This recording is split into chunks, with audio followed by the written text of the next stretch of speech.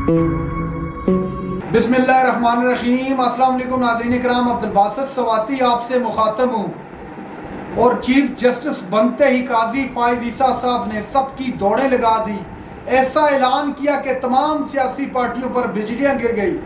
یہ کیا معاملہ ہے، ڈیٹیل میں اس پہ بات کرتے ہیں۔ اس کے ساتھ ساتھ برطانیہ سے کچھ بڑی اور ایکسکلوسیو قسم کی خبر ہے میاں نواز شریف کے متعلق، ان کی واپسی کے متعلق۔ یہ سارا کیا معاملہ ہے، ڈیٹیل میں بات کریں گے۔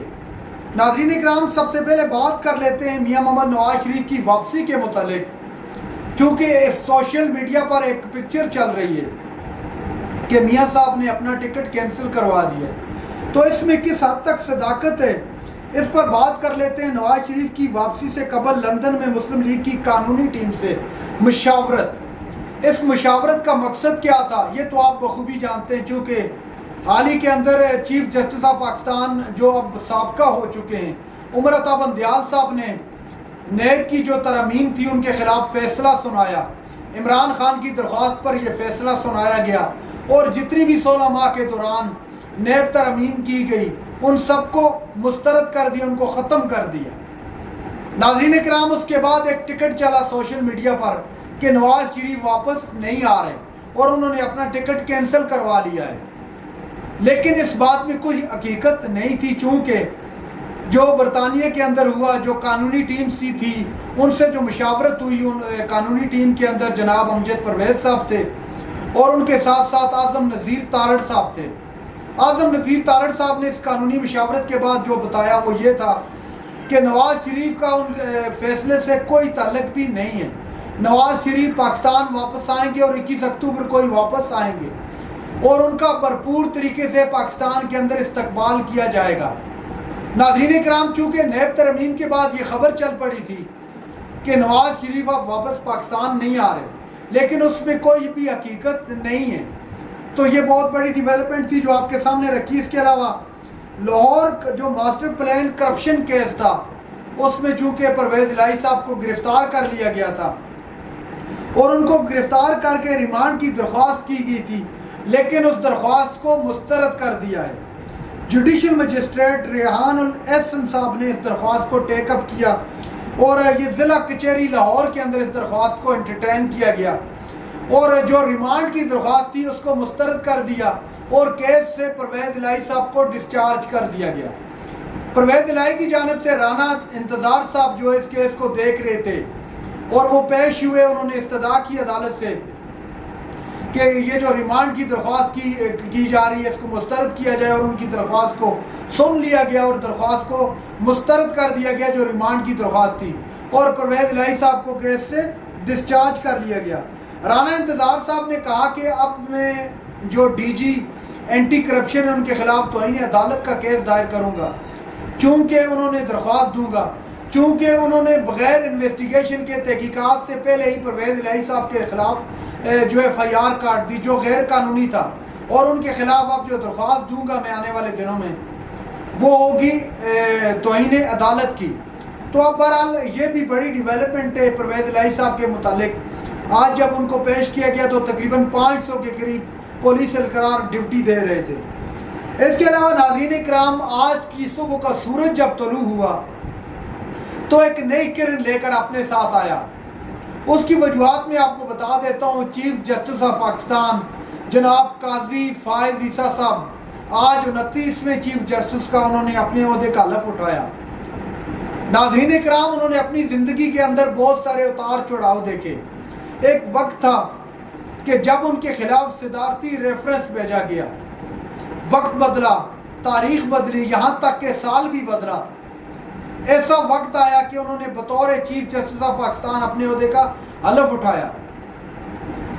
ان سے عہدے کا حلف لینے والے کوئی اور نہیں، جناب پریزیڈنٹ آف پاکستان۔ اس وقت صدارتی ریفرنس بھیجنے والوں نے آج جو ہے قاضی فائز عیسیٰ صاحب سے عہدے کا حلف اٹھایا۔ ناظرین کرام، وَتُعِزُّ مَن تَشَاءُ وَتُذِلُّ مَن تَشَاءُ، وہ جسے چاہتا ہے عزت دیتا ہے، جسے چاہتا ہے رسوا کرتا ہے، کیونکہ وہ قادر مطلق ہے۔ تو آج تاریخ نے ایک نیا دن دیکھا، ایک نیا سورج دیکھا۔ ناظرین کرام، قاضی فائز عیسیٰ صاحب نے اپنے عہدے کا حلف تو اٹھا لیا، لیکن ان کے سامنے بہت سارے چیلنجز ہیں۔ پاکستان کے اندر اس وقت کانسٹیٹیوشن اور رول آف لا کے لیے جو انہوں نے کوشش کرنی پڑے گی وہ کسی سے ڈھکی چھپی نہیں ہے۔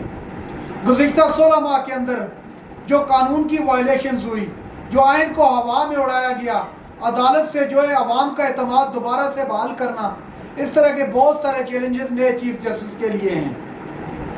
وہ اس سارے معاملے کو کس طرح ٹیکل کریں گے یہ تو ابھی دیکھنا ہوگا اور سننا ہوگا۔ ناظرین اکرام، جو سب سے بڑی خبر ہے آج کی وہ یہ ہے کہ چیف جسٹس بنتے ہی قاضی فائز عیسیٰ صاحب نے اعلان کیا کہ تمام فل کورٹ 15 کے 15 ججز حاضر ہوں۔ جو پریکٹس اینڈ پروسیجر بل ہے اس حوالے سے جس پر حکم امتناع جاری کیا ہوا تھا سپریم کورٹ آف پاکستان نے، اس کو دوبارہ سے انٹرٹین کریں گے، دوبارہ سے سنیں گے۔ تھوڑا آپ کو بتا لیتے ہیں کہ یہ پریکٹس اینڈ پروسیجر بل آخر ہے کیا۔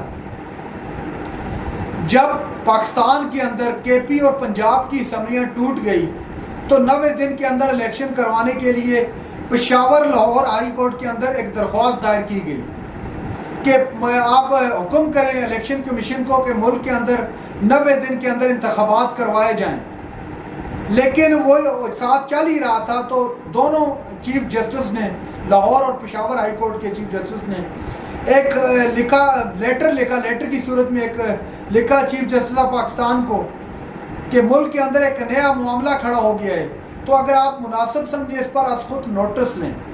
چیف جسٹس آف پاکستان نے اس پر از خود نوٹس لیا، اس درخواست کو انٹرٹین کیا کہ ملک کے اندر 90 دن کے اندر انتخابات ہونے چاہیے۔ پھر اس پر ایک قانون سازی کی گئی، پارلیمنٹ کو سامنے لا کر کھڑا کر دیا گیا سپریم کورٹ کے سامنے کہ 90 دن کے اندر انتخابات کیسے ہو سکتے ہیں، از خود نوٹس کا اختیار چیف جسٹس کو نہیں ہونا چاہیے، یہ تو ون مین آرمی والا معاملہ پہنچا ہے۔ اور ساتھ ہی ساتھ ایک اور بھی آیا کہ جو بھی اس سے پہلے از خود نوٹسز لیے گئے ان پر بھی یہ قانون لاگو ہوتا ہے کہ وہ از خود نوٹس صرف چیف جسٹس نہیں لے سکتا بلکہ ان کے ساتھ ساتھ دو موسٹ سینئر ججز ہوں گے وہ بھی اس میں شامل ہوں گے، ایک چیف جسٹس اور ساتھ میں 2 سینئر ججز، وہ مل کر از خود نوٹس کا فیصلہ کریں گے اور یہی 3 ججز مل کر بینچ بھی تشکیل دیں گے۔ جب یہ قانون قومی اسمبلی سے پاس ہو کر پارلیمنٹ کے پاس گیا، سینٹ کے پاس، سینٹ سے پاس ہوا، اس کے بعد صدر مملکت کو گیا، صدر مملکت نے یہ کہہ کر بل واپس کر دیا کہ اس کو چیلنج کیا جا سکتا ہے، لہٰذا اس پر نظر ثانی کی جائے۔ وہ دوبارہ پارلیمنٹ میں آتا ہے، پھر مشترکہ طور پر منظور ہو کر پھر پریزیڈنٹ کے پاس جاتا ہے۔ پریزیڈنٹ کے پاس جانے سے پہلے ہی سپریم کورٹ آف پاکستان اس میں انٹرفیئر کرتی ہے اور اس پر حکم امتناع جاری کر لیتی ہے کہ اس پر اس وقت تک کارروائی نہیں ہو سکتی جب تک سپریم کورٹ سے کوئی واضح حکم نہیں آ جاتا، تو معاملہ وہیں پر سٹاپ ہو کر رہ جاتا ہے۔ پھر سپریم کورٹ آرڈر جاری کرتی ہے کہ فیصلہ دیتی ہے کہ 14 مئی کے اندر پنجاب میں الیکشن کروائے جائیں۔ الیکشن نہیں ہوتے، کانسٹیٹیوشن کی وائلیشن ہوتی ہے، قانون کو ہوا میں اڑا دیا جاتا ہے، سپریم کورٹ کے فیصلے کو ہوا میں اڑا دیا جاتا ہے۔ تو یہ وہ پریکٹس اینڈ پروسیجر بل ہے جس پر چیف جسٹس قاضی فائز عیسیٰ صاحب نے سموار کے بعد اس پر بینچ تشکیل دینا ہے۔ آپ فل کورٹ بھی سن سکتے ہیں اس کو کیونکہ تمام ججز کو بلایا گیا ہے۔ تو میرے خیال سے 2-3 دن کے اندر اندر اس پر فیصلہ بھی کیا جائے گا۔ اب اس کا جو ہے کیا کیا ہو سکتے ہیں، اس کے سائیڈ ایفیکٹ کیا ہو سکتے ہیں، کون کون سے فیصلے اس سے اثر انداز ہو سکتے ہیں۔ ایک تو سب سے پہلے جو معاملہ اثر انداز ہو سکتے ہیں وہ جو حال ہی کے اندر نیب ترامیم ہوئی ہیں وہ بھی اس کی زد میں آ سکتا ہے۔ اگر اس بل کے روح سے یہ فیصلہ ہو جاتا ہے کہ از خود نوٹس کا اختیار 3 ججز کو ہے اور یہ فیصلہ گزشتہ جو فیصلے ہو چکے ہیں اس پر بھی اثر انداز ہوگا، تو پھر اس سے فائدہ ہوگا نواز شریف، یوسف رضا گیلانی اور جہانگیر ترین صاحب۔ چونکہ نواز شریف کو تایاد نائل کیا گیا، اب تو نائل بھی 5 سال کی ہو چکی ہے، تو ان کو بھی اپیل کا حق دے دیا جائے گا۔ ترین صاحب اپنی سزا آلریڈی مکمل کر چکے ہیں، گیلانی صاحب بھی اپنی سزا مکمل کر چکے ہیں۔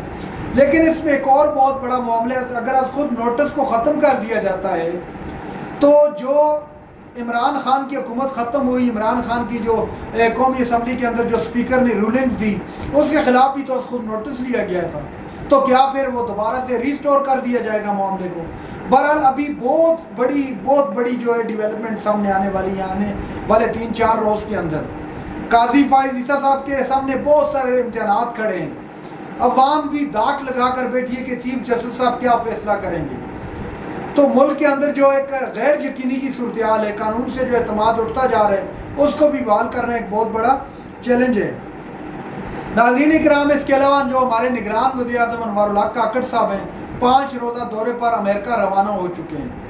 اب امریکہ روانگی کا مقصد ان کا یہ ہے کہ جو یو این کے اندر جو جنرل اسمبلی میں انہوں نے پہنچنا ہے، انہوں نے وہاں پر جا کر خطاب کرنا ہے، جہاں پر عمران خان، نواز شریف، شہباز شریف تمام حکمران خطاب کر چکے ہیں، تو وہاں پر شمولیت ان کا مقصد ہے، تو وہ بھی وہاں پر پہنچ چکے ہیں۔ تو یہ تھی ناظرین اکرام آج کی چند ڈیولپمنٹ جو میں نے آپ کے ساتھ شیئر کی۔ چینل پر جو نئے چینل کو سبسکرائب کر لیں۔ اگلی ویڈیو تک کے لیے اللہ حافظ۔